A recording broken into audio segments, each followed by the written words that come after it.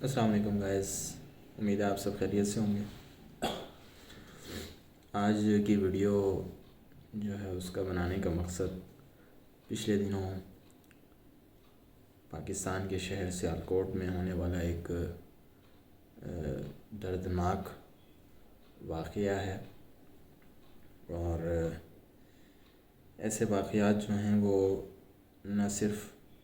ملک کے لیے بلکہ مذہب کے لیے بھی باعث ندامت اور بدنامی کا سبب بنتے ہیں۔ پہلی بات یہ ہے کہ کون سے ایسے معاملات یا کون سی ایسی چیزیں ہیں کہ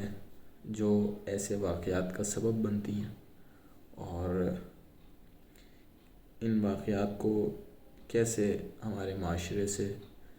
ختم کیا جا سکتا ہے، اور حقیقی معنوں میں ایسے واقعات کی ذمہ داری کن لوگوں کے اوپر عائد ہوتی ہے۔ سب سے پہلے تو یہ چیز کہ ایک جو ہمارے لیے ندامت کا باعث ہے کہ ایک غیر مسلم، اور دوسری بات کہ غیر ملکی، اور یہ دو چیزیں ایسی ہیں کہ غیر مسلم غیر ملکی اقلیت جو ہوتے ہیں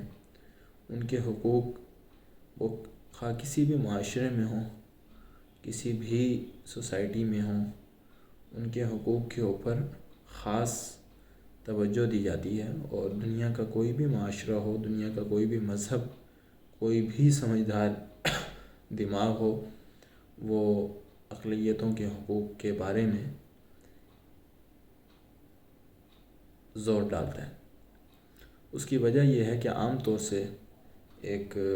انسانی فطرت ہے کہ جو کسی بھی معاشرے میں کسی بھی سسٹم کا کوئی ایسا پارٹ یا کوئی ایسا حصہ جو اس سسٹم میں باقی چیزوں کی نسبت کمزور ہو،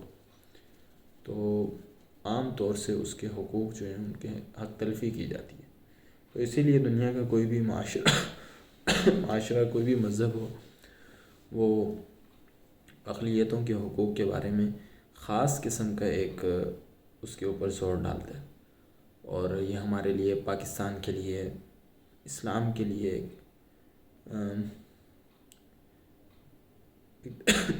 ایک طرح سے اچھا امیج دنیا کے سامنے پاکستان کا یا اسلام کا نہیں جاتا۔ ایک غیر مسلم جب یہ دیکھتا ہے کہ مسلمان آپس میں ہی ایک دوسرے کے ساتھ اور غیر مسلموں کے ساتھ اس قدر تعصب اور اس قدر سختی والا معاملہ کرتے ہیں، تو وہ ظاہر سی بات ہے کہ وہ اسلام سے متاثر ہونے کے بجائے متنفر ہوتے ہیں۔ تو یہ ہم لوگوں کی ذمہ داری ہے کہ ہم اسلام کا جو صحیح امیج ہے، اگر آج ہماری وجہ سے کوئی شخص اسلام سے دور ہوتا ہے تو اس کا سوال ہم سے کیا جائے گا۔ تو یہ ہماری ذمہ داری ہے کہ اسلام کا ایک صحیح رخ جو ہے وہ لوگوں تک پہنچایا جائے، معاشرے کو دکھایا جائے، لوگوں کو دکھایا جائے کہ حقیقت میں اسلام جو ہے وہ آپ سے کیا ڈیمانڈ کرتا ہے، اور اسلام کا حقیقی جو چہرہ ہے وہ کیا ہے۔ میرا یہ ماننا ہے کہ اس طرح کے واقعات سب سے پہلے تو ایسی تنظیمیں جن کو ہمارے ہاں باقاعدہ طور پہ تیار کیا جاتا ہے اور کھڑا کیا جاتا ہے مختلف مقاصد کے لیے، اور میں نام نہیں لوں گا، بہت ساری تنظیمیں ہیں جو ماضی کے اندر بھی سرگرم رہی، ادارے اپنے مفادات کے لیے ایسی تنظیموں کو بناتے ہیں، اور پھر جب مفاد ختم ہوتا ہے تو ان کو کالعدم قرار دے کر ختم کر دیا جاتا ہے۔ تو لیکن اس کے جو اثرات ہیں، اس کی جو کانسیکوینسز ہیں، وہ دیر پا ہمارے معاشرے کو، ہمارے معاشرے میں رہنے والے لوگوں کو سہنے پڑتے ہیں۔ تو میں ہماری عوام سے بھی یہی اپیل ہے، اور لوگوں کو یہ سمجھنا چاہیے کہ ہم لوگ، ہماری جو اس طرح کی تنظیمیں ہیں ان کو بنانے کا مقصد کیا ہے، اور ان کو کیوں تشکیل دیا جاتا ہے، اور کن مقاصد کے لیے استعمال کیا جاتا ہے۔ تو ہم یہ معاشرے کے اندر نوجوانوں کو یہ پیغام پہنچائیں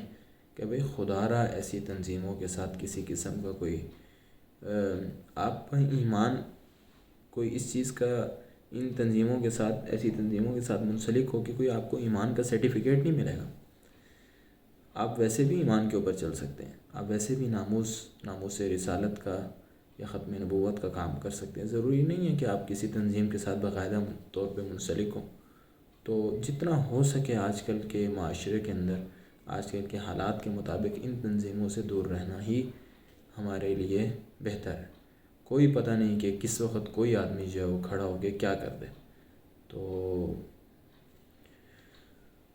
نوجوانوں کو خاص کر یہ پیغام ہے کہ جتنا ہو سکے